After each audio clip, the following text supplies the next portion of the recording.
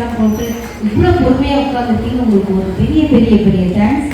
அதே மாதிரி இந்த குழந்தைங்களை வந்து நேச்சுரலாக குழந்தைங்க அழகாக இருக்காங்க. அந்த குழந்தைங்களை அழகுபடுத்தி மேக்கப் போட்டு காஸ்டியூம்லாம் பண்ணினா அவருக்கு ஒப்பனையாளர்கள் அவர்களுக்கு ஒரு பெரிய பெரிய தேங்க்ஸ். யார் செஞ்சிருக்காங்க, அருமையாக இருந்தது.